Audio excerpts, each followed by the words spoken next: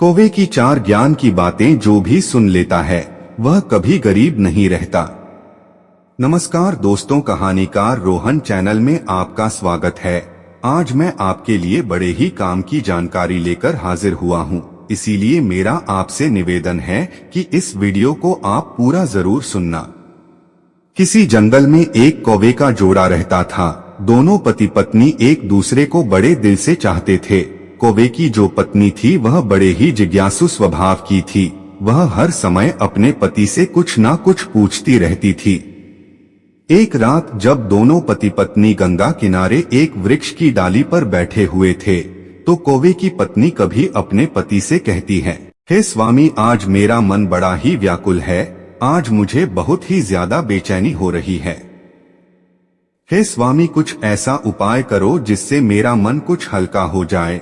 जब कौवा अपनी पत्नी की इन बातों को सुनता है तो कौवा अपनी पत्नी से कहता है, हे प्रिय, ऐसा क्या कारण है जिससे तुम्हारा मन इतना व्याकुल है? आखिर मुझे ऐसा क्या करना चाहिए जिससे तुम्हारी व्याकुलता दूर हो जाए? यह सुनकर कौवी कहती है, कोई ऐसी कहानी सुनाओ जिसे सुनकर मेरे मन को शांति मिल जाए और कुछ ज्ञान प्राप्त हो। इस प्रकार कौवा अपनी पत्नी को कहानी सुनाने लग जाता है और अपनी पत्नी से कहता है, हे प्रिय, मनुष्य कितना भी गरीब क्यों ना हो, इन चार व्यक्तियों को अपने साथ हमेशा रखना चाहिए और उनका कभी अपमान नहीं करना चाहिए। फिर कौवी कहती है, हे स्वामी, वे कौन चार व्यक्ति हैं जिन्हें किसी भी मनुष्य को अपने साथ रखना चाहिए? कौवा कहता है, कौवी, मैं तुम्हें यह बातें एक कहानी के माध्यम से बताऊंगा, इसलिए तुम इस कहानी को पूरा सुनना। तब कौवी कहती है, हे स्वामी, मैं आपकी इस कहानी को पूरे मन से सुनूंगी, कृपया आप कहानी सुनाइए। तब कौवा अपनी कहानी शुरू करता है और कहता है, एक गांव में एक वृद्ध महिला अपने दो बेटों के साथ रहती थी। उसका पति पहले ही गुजर चुका था और उनके पास केवल दो बेटे ही थे। इस प्रकार उनके परिवार में कुछ 3 सदस्य थे। उनकी जमीन भी बहुत कम थी। वह अपने बेटों के साथ मिलकर उस छोटी सी जमीन पर काम करती थी। उसके बेटे बहुत मेहनती थे। उन तीनों का जीवन उस छोटी सी जमीन से चलता था। समय के साथ जब बेटे विवाह योग्य हो गए तो उस वृद्ध महिला ने उनकी शादी करवा दी। घर में 2 बहुएं आ गई। कुछ समय तक सब कुछ अच्छा चल रहा था। घर में बहुत प्रेम था और सभी मिलजुल कर रहते थे।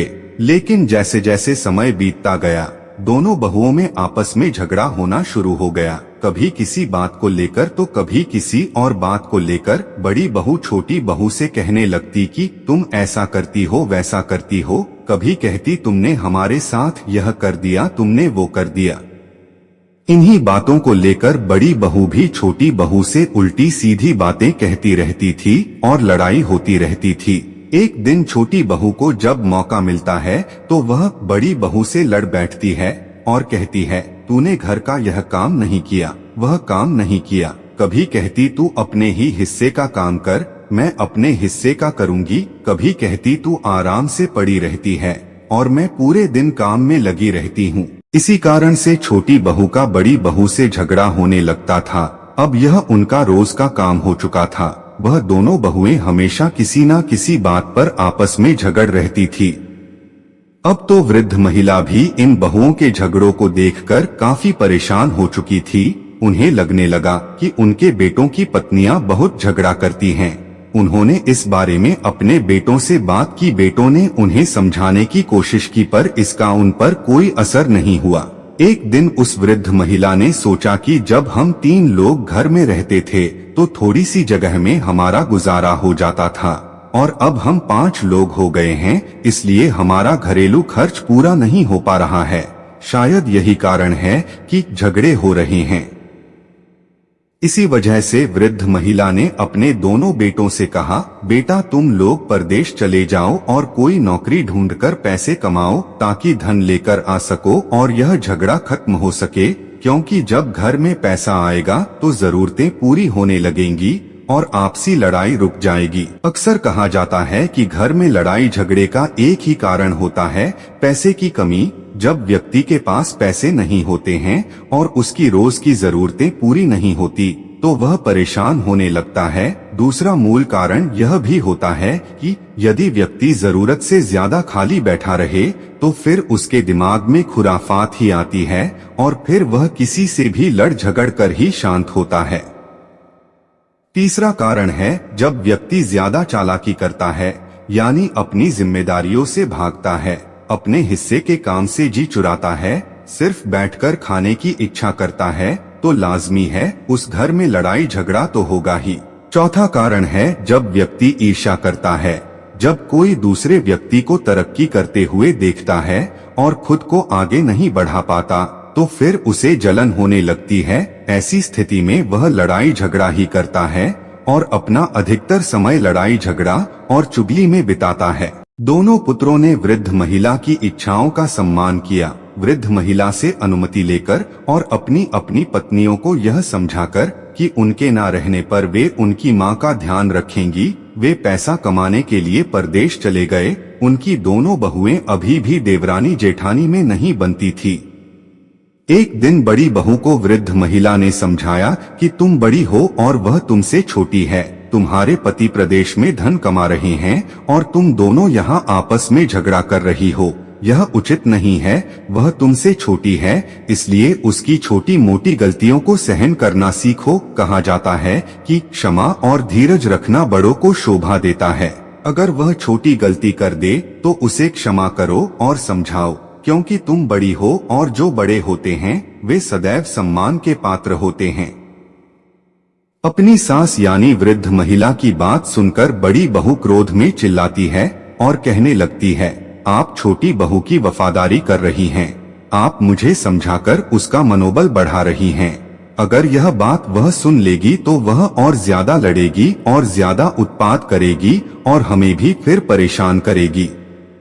इसका मतलब है कि आप उसे लड़ने का मौका दे रही हैं, आप उसे कुछ भी नहीं कहती। वृद्ध महिला ने कहा, तुम इतना गुस्सा क्यों हो रही हो? क्योंकि पहले बड़े को समझाना चाहिए, उसके बाद छोटे को। मैं तुमको समझा रही हूँ, फिर छोटी को भी समझाऊं। वृद्ध महिला की बात सुनकर बड़ी बहू ने थोड़ा बहुत काम किया और गुस्से में चली गई। इधर अगले दिन फिर लड़ाई होती है तो वृद्ध महिला छोटी बहू के पास जाकर समझाती है और कहती है, देख बहू, वह तुझसे बड़ी है और तू छोटी है, फिर ऐसे क्यों झगड़ते हो? घर में बार बार क्यों लड़ाई करती हो? तेरा पति यानी मेरा बेटा तो घर पर नहीं है, वह प्रदेश में पैसे कमाने गया है और तुम यहाँ झगड़ा कर रही हो, यह ठीक नहीं है। मोहल्ले और पड़ोसियों के लोग देखकर हम पर हंसते हैं, इसलिए घर में शांति और प्यार से रहो।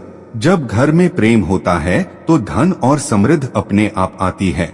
छोटी बहू ने सोचा कि यह वृद्ध महिला बड़ी बहू का पक्ष ले रही है। छोटी बहू कहने लगी, अरे बुढ़िया, तुम हमें ज्यादा समझाने की कोशिश मत करो, नहीं तो मैं तुम्हारा भी अपमान कर बैठूंगी। मैं जानती हूँ तू अपनी बड़ी बहू को बहुत चाहती हो और मुझे फूटी आंख से भी नहीं देखती। छोटी बहू को समझाकर वृद्ध महिला भी चली गई और विचार करती है कि इन दोनों की बुद्धि खराब है, यह मानेगी नहीं, इन्हें समझाओ तो यह उल्टा मुझसे ही सवाल करती हैं और मुझसे से लड़ने की बात करती है। फिर वृद्ध महिला ने विचार किया, अपनी इज्जत बचानी है तो इन्हें समझाना बंद करना होगा। कहते हैं, जहाँ पर अपनी बात की कोई अहमियत ना हो वहाँ बोलने से अच्छा है चुप रहना चाहिए। यदि आप वहाँ बोलने जाएंगे तो आप उनके दुश्मन बन जाएंगे।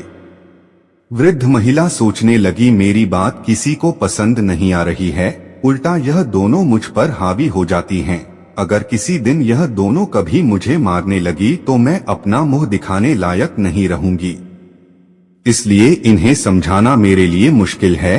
अब वे दोनों बहुएं अपनी सास यानी बुढ़िया से बहुत घृणा करने लगी। कोई भी उनसे खाने के बारे में नहीं पूछता, बुढ़िया को खुद ही रसोई में जाकर खाना लेना पड़ता।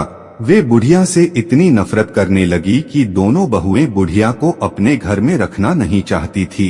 वे सोचती थी कि काश यह बुढ़िया घर से भाग जाए या मर जाए, लेकिन उन्हें ऐसा कोई बहाना नहीं मिल पा रहा था जिससे वे बुढ़िया को घर से बाहर निकाल सके।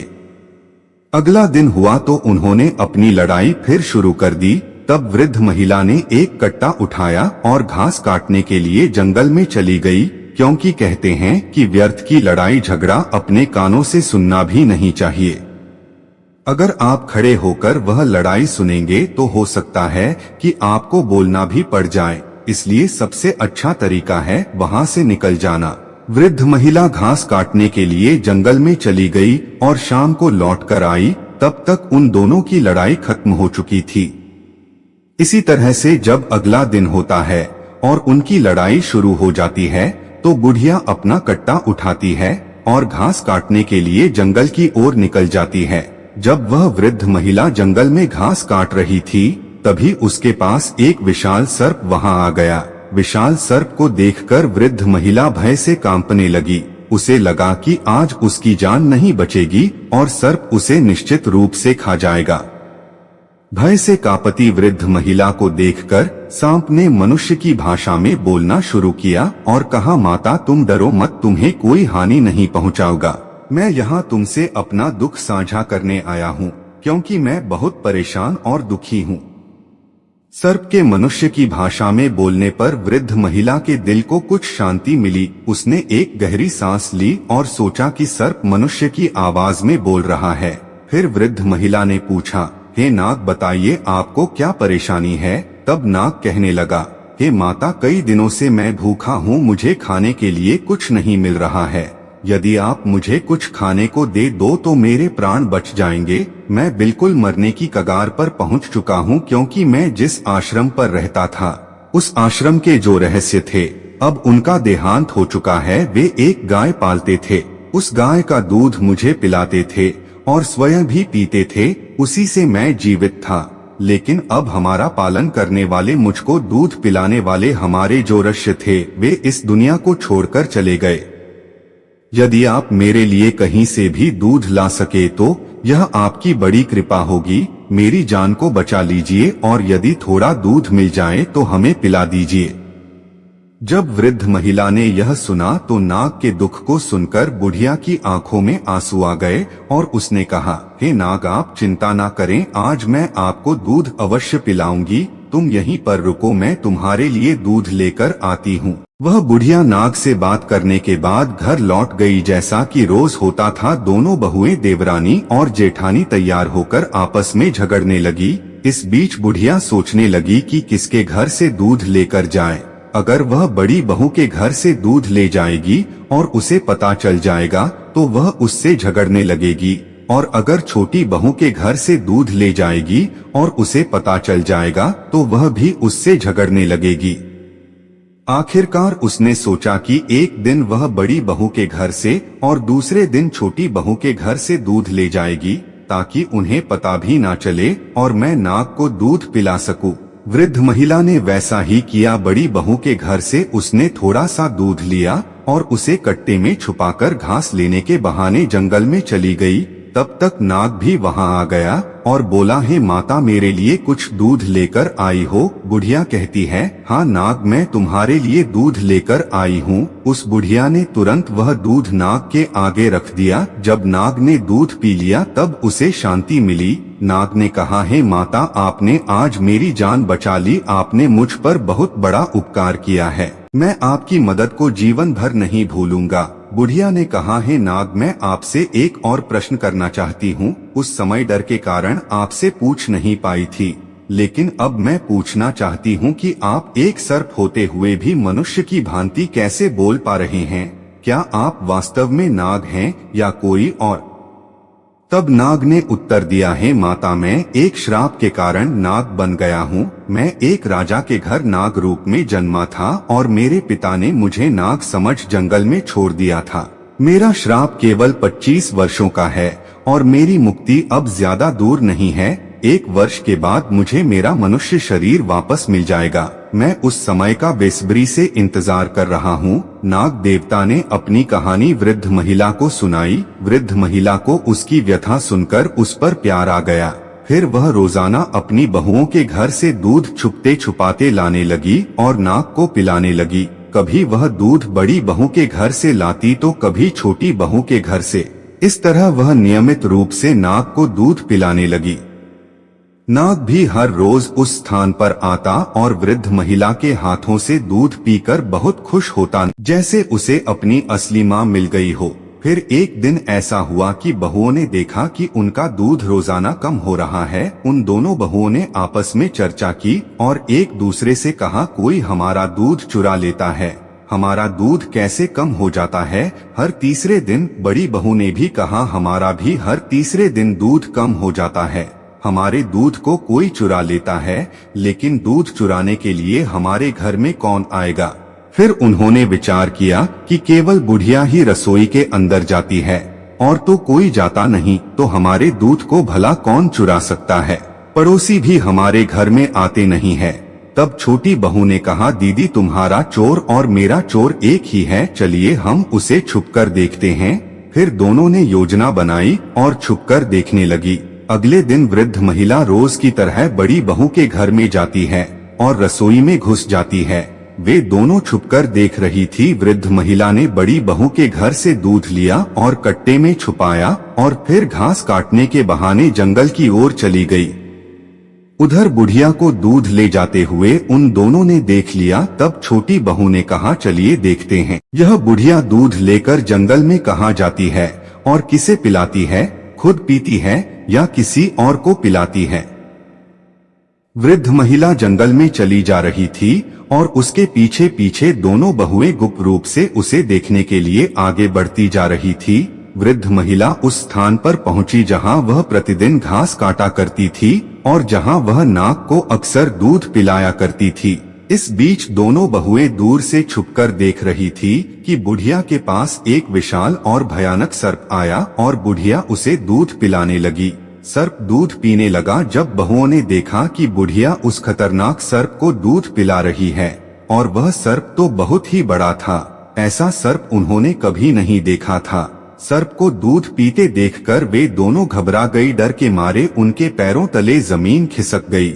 उन्होंने कहा, लगता है यह सर्प कोई दैत्य है और यह बुढ़िया भी कोई चुड़ैल लगती है, बल्कि हमारी सासू माँ लगती नहीं है। कहीं ऐसा ना हो कि यह बुढ़िया हमें और हमारे बच्चों को भी खा जाए। हम आज इसे घर में नहीं घुसने देंगे। उन दोनों को बहाना मिल चुका था। ऐसा निर्णय लेने के बाद वे दोनों बहुएं अपने घर चली आई। उधर बुढ़िया नाग देवता को दूध पिलाकर घास लेकर अपने घर की ओर चल देती है। इसलिए भलाई इसी में है कि तू यहाँ से सीधे वापस चली जा, आज से तेरा हमसे कोई संबंध नहीं। बुढ़िया ने दोनों बहुओं को बहुत समझाया। फिर बुढ़िया कहने लगी, तो तुम लोग जो सोच रही हो ऐसा कुछ भी नहीं है। यह मेरा घर है और मुझे अंदर आने दो। अब परिणाम यह हुआ कि दोनों बहुओं ने उस बुढ़िया को घर में घुसने ही नहीं दिया। बुढ़िया ने जबरदस्ती की तो एक बहू ने उसे डंडा मार दिया और धक्के मारकर घर से बाहर निकाल दिया। रात का समय था और अंधेरा हो चुका था। बुढ़िया अपनी बहुओं से रोते हुए कहने लगी, मैं इस रात में कहाँ जाऊंगी। उसकी बहू ने उत्तर दिया, हमें तुमसे कोई सरोकार नहीं है, चाहे तुम कहीं भी जाकर मरो। और इसके बाद उन्होंने घर का दरवाजा बंद कर दिया। बुढ़िया वहीं पर रोती रही। फिर उसने सोचा, रोने से अब क्या लाभ होगा, वे दोनों दरवाजा नहीं खोलेंगे। उसने तय किया कि उसे कहीं और शरण ढूंढनी चाहिए। इसलिए वह रात में ही उस स्थान पर गई जहां वह आमतौर पर घास काटा करती थी और उस नाग का इंतजार करने लगी जिसे वह दूध पिलाया करती थी। हालांकि रात को नाग नहीं आया, क्योंकि उसका आना दिन के समय ही होता था। वहां एक विशाल बरगद का पेड़ था जिसके पास वह बुढ़िया लेट गई। रात भर वह बरगद के पेड़ के पास बैठी रही और सुबह का इंतजार करती रही। जैसे ही सूरज उगा वह नाग वहां पहुंच गया। जब नाग वहां आया उस समय वह बूढ़ी औरत नहीं दिखाई दी। वह इधर उधर देखता रहा, लेकिन जल्द ही उसकी नजर पड़ी कि बरगद के पेड़ के पास बुढ़िया रो रही है। नाग तुरंत वहां पहुंचा और पूछा, है माता, आपको क्या हुआ है, आप क्यों परेशान हैं, आप क्यों रो रही हैं? बूढ़ी औरत रोते हुए बोली, है नाग, मेरी बहुओं ने मुझे घर से निकाल दिया है।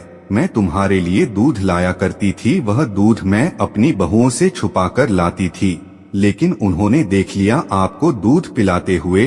अब वे कहती हैं कि मैं चुड़ैल हूँ और सोचती हैं कि मैं उनके बच्चों को और उन्हें मारकर खा जाऊंगी।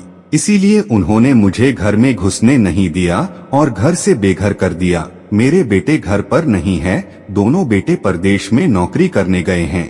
अब मैं क्या करूं, कहां जाऊं? नाग को बुढ़िया ने सारी बात बताई। तब नाग कहता है, हे माता, आप घबराइए नहीं और मुझे ही अपना बेटा समझिए। आज से मैं आपका बेटा हूँ। नाग की बात सुनकर बुढ़िया बड़ी प्रसन्न हो जाती है। फिर नाग कहता है, आप घबराइए नहीं, आप हमारे साथ आइए। इसके पश्चात वह नाग बुढ़िया माता को साथ लेकर घने वन में जाता है। आगे आगे नाग चलता है और उसके पीछे वृद्ध माता वे एक विकराल जंगल में पहुंचते हैं, जहां वह आश्रम में दूध पीने जाया करता था। नाग बुढ़िया को उस आश्रम तक ले आता है। बुढ़िया पूछती है, बेटा यह आश्रम किसका है? यह तो बहुत ही मनोरम है। तब नाग कहता है, यह आश्रम एक ऋषि महात्मा का था, जो अब परमात्मा को प्यारे हो गए हैं। उनका देहांत हो गया है। मैं यहाँ पर ही रहता था और इसी आश्रम में मुझे उस महर्षि ने गाय का दूध पिलाया था। गाय भी यहीं कहीं आसपास होगी। वह बेचारी भटक रही होगी। अगर वह हमें देख लेगी तो निश्चित ही यहाँ आ जाएगी। कुछ समय पश्चात वह गाय भी वहाँ आ जाती है। गाय के थन दूध से भरे हुए थे। तब नाग कहते हैं, हे माता, इस गाय का दूध निकालिए और आप भी पी लीजिए और हमें भी पिलाएं। बुढ़िया गाय का दूध निकालती है, उसके बाद उस नाग को दूध पिलाती है और स्वयं पीती है। फिर नाग कहता है, हे माता, अब आप घबराइए नहीं, आप निश्चिंत होकर इस आश्रम पर रहे। यह गाय हमारे लिए दूध देगी और यहाँ महात्मा की कृपा है। वे अपनी कृपा छोड़कर यहाँ से चले गए हैं। महात्मा की कृपा से यहाँ अन्नपूर्णा का वास रहता है। यहाँ पर रहने वाले को किसी चीज की कोई कमी महसूस नहीं होती है। खाने पीने की हर चीज यहाँ उपलब्ध होती है। आप कुछ भी खाएं, कुछ भी बनाएं। यह सुनकर बुढ़िया और भी ज्यादा खुश हो जाती है और फिर अपने बेटे नाग के साथ वह बुढ़िया वहीं आराम से रहने लगती है। नाग हर दिन घूमने निकल जाता था और शाम को वापस आ जाता था, जबकि बुढ़िया और गाय वहीं चैन से रहते थे। गाय भी हर रोज घास खाने जाया करती थी और शाम को वापस लौट आती थी। शाम के समय वे तीनों एक साथ बैठकर भोजन करते थे और आश्रम में प्यार से रहते थे। लेकिन एक दिन की बात है, नाग जो हर दिन की तरह घूमने गया था, शाम को वापस नहीं आया। इससे बुढ़िया को बहुत चिंता होने लगी, क्योंकि वे तीनों साथ में भोजन किया करते थे। शाम को गाय तो आ गई, लेकिन नाग नहीं आया। बुढ़िया इंतजार करती रही कि उसका बेटा नाग इतना अंधेरा हो जाने के बावजूद भी वापस क्यों नहीं आया। प्रिय दर्शकों, बुढ़िया रात भर अपने बेटे नाग का इंतजार करती रही। उसने कुछ भी नहीं खाया और पूरी रात भूखी रही, लेकिन फिर भी नाग लौटकर नहीं आया। अगला दिन होता है तो स्वयं बुढ़िया नाग को ढूंढने के लिए जंगल की ओर चल देती है। बुढ़िया नाग को ढूंढते ढूंढते जंगल में निकल गई। जंगल में उसने देखा कि वही उसका बेटा नाग जमीन पर गिरा पड़ा था और वह नाग उस पेड़ की टहनियों में दबा हुआ था। नाग को टहनियों के नीचे दबा हुआ देखकर बुढ़िया व्याकुल हो जाती है और गाय की सहायता से टहनियों को हटाती है। नाग काफी घायल और जख्मी हो चुका था। बुढ़िया पूछती है, बेटा यह सब कैसे हुआ? इस पर नाग अपनी पूरी कहानी बताता है।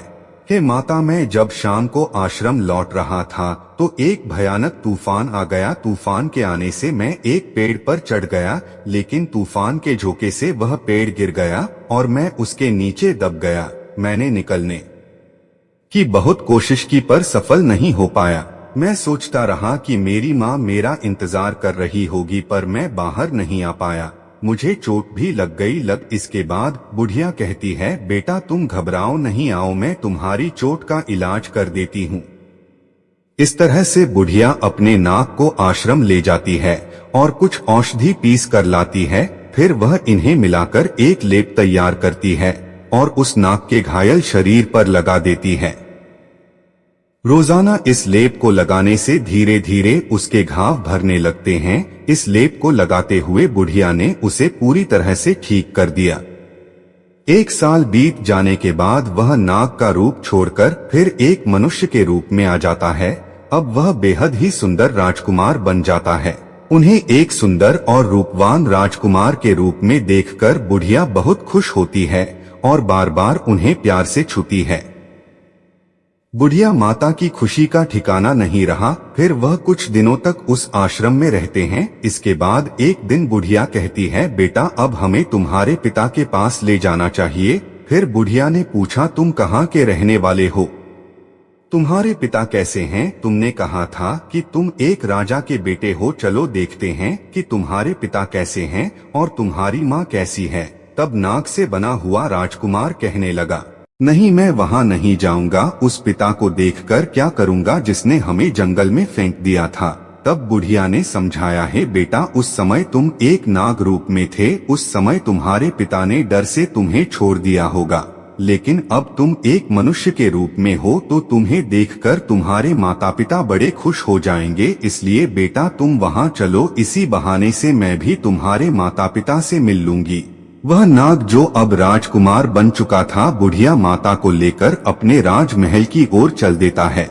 चलते चलते जब वह अपने राज्य में पहुंचते हैं तो वहां के लोग उन्हें देखकर मोहित हो जाते हैं। सभी लोग सोचने लगते हैं, काश यह खूबसूरत राजकुमार हमारा होता, कितना भला होता। वे दोनों उस शहर में प्रवेश करते हैं और वहां के चौकीदार से मिलकर पूछते हैं, हमें राजा से मिलना है। चौकीदार उन्हें राजा के मंत्री के पास ले जाता है। मंत्री के पास पहुंचकर बुढ़िया माता और राजकुमार ने राजा से मिलने की इच्छा जताई।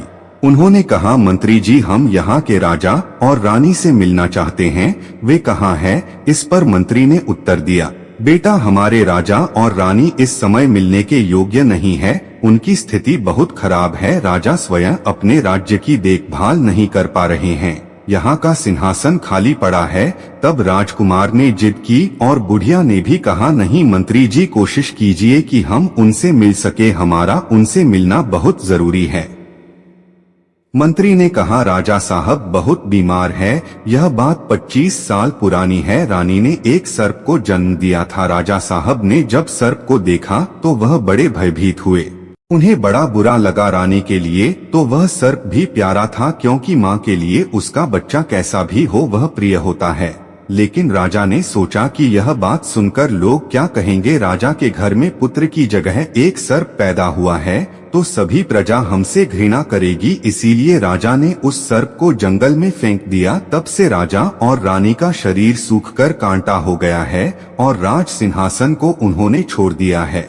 वह कभी सिंहासन पर विराजमान नहीं होते और अपने महल में राजा और रानी बुरी तरीके से मायूस अवस्था में पड़े रहते हैं।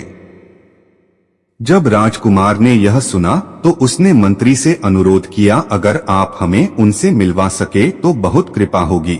मंत्री उस राजकुमार और बुढ़िया माता को राजा और रानी के पास ले जाता है, जहां वह लड़के के माता पिता निराशा में लेटे हुए थे। महल में लेटे लेटे उनका शरीर गल चुका था और वे सदा चिंता में डूबे रहते थे। फिर राजकुमार बुढ़िया के साथ राजा और रानी के पास जाता है और उनके पैर छूता है। जैसे ही राजकुमार अपने माता पिता के पैरों को छूता है, राजा और रानी में एक संवेदना की लहर दौड़ जाती है। वे दोनों उठकर बैठ जाते हैं और कहते हैं, बेटा तुम कौन हो, कहां से आए हो? राजकुमार उन्हें अपना परिचय देता है और कहता है, पिताजी मैं आपका बेटा हूँ। फिर रानी से कहता है, माता मैं तुम्हारा पुत्र हूँ। मैं तुम्हारे गर्भ से जन्म लिया था। मैं नागर रूप में था। मुझे ऋषि का श्राप लगा हुआ था, इसीलिए मैं नाग बना, लेकिन आप लोगों ने मुझे जंगल में फेंक दिया। 25 साल का श्राप था। 25 साल पूरे हो गए और आज हम पुनः मनुष्य स्वरूप में आ गए हैं। माँ, अब क्या आप मुझे अपने हृदय से नहीं लगाओगी? यह सुनकर राजा और रानी अपने पुत्र को हृदय से लगाते हैं। तभी कुछ समय बाद राजा और रानी की मृत्यु हो जाती है और वह लड़का वहां डॉट का राजा बन जाता है और अपनी माँ को राजमाता बना देता है। तभी उस वृद्ध माँ डॉट के दोनों पुत्र परदेश से वापस आ जाते हैं और अपनी माँ के बारे में पूछते हैं। तभी उनकी पत्नियां कहती है, वो एक डायन है। अपनी पत्नियों की इस बात को सुनकर बूढ़ी माँ के दोनों बेटे क्रोध से भर उठे और अपनी पत्नियों को डांटते हुए उन्हें घर से निकालने लगे। वह बोले, तुम्हें शर्म नहीं आती? हमारी माँ को चुड़ैल और डायन कह रही हो। हमारी माँ कहाँ है? जल्दी बताओ, नहीं तो तुम्हें छोड़ेंगे नहीं। लेकिन उन बहुओं को असल में नहीं पता था कि बूढ़ी माँ इस समय कहाँ है। अब तो उनके पति रोजाना उन्हें डांटते, फटकार और उन्हें मारते पीटते थे। धीरे धीरे उनकी हालत खराब हो गई, क्योंकि ना तो उन्हें चैन से भोजन मिल रहा था, ना कोई सम्मान। उनके ही बच्चे उनसे नफरत करने लगे थे। सब लोग उन्हें घृणा की नजर से देखने लगे थे, क्योंकि कहते हैं जो अपने बड़े बूढ़ों का अनादर करता है, अपमान करता है, उसका भी अपमान समाज करता है। उनके बच्चे भी उनका सम्मान नहीं करते थे। इधर दोनों बेटों को यह पता चल जाता है कि उनकी माँ अब एक राज्य की राजमाता है, तो फिर दोनों बेटे बड़े खुश होते हैं और सोचते हैं हमारी माँ बड़ी दयालु स्वभाव की थी, रोज भगवान की पूजा पाठ करती थी, भगवान की भक्ति करती थी। इस प्रकार भगवान ने उन्हें कितना उच्च पद प्रदान किया है। बेटों को यह सुनकर बहुत आनंद आता है और इसके बाद वे राज दरबार में जाते हैं। राजा की सहायता से अपनी वृद्ध माता राजमाता से मिलते हैं और उनसे कहते हैं, हे माँ, अब आप घर चलिए, हम आपको लेने आए हैं। तब वह वृद्ध माँ कहती है, मेरे बेटे, मैं यहाँ रहकर खुश हूँ। यहाँ हमारे पास एक और बेटा है, तुम बिना किसी चिंता के जाओ, मेरा आशीर्वाद तुम्हारे साथ है। अपनी पत्नी और बच्चों के साथ सुखपूर्वक जीवन व्यतीत करो। इस प्रकार अपनी माँ का आशीर्वाद प्राप्त कर दोनों भाई घर लौट आते हैं। वृद्ध माँ का बेटा और पोता तो अपने जीवन में खुश थे, लेकिन उनकी बहुएं दुखी थी। भगवान उन्हें उनके कर्मों का फल दे रहे थे। इतना कहकर कौवा इस कहानी को समाप्त करता है। दोस्तों, एक बात हमेशा ध्यान रखना कि अपने माता पिता, घर के बड़े बूढ़ों के साथ दुर्व्यवहार कभी ना करें। अपने माँ बाप को घर से कभी मत निकालना। जो लोग अपने माता पिता की सेवा नहीं करते, भगवान उन्हें अवश्य दंडित करते हैं। दोस्तों, यह वीडियो अगर आपको अच्छी लगी हो तो हमारे चैनल को सब्सक्राइब जरूर करें और वीडियो को लाइक करें। मिलते हैं अगली वीडियो में। आप अपना ख्याल रखें। धन्यवाद।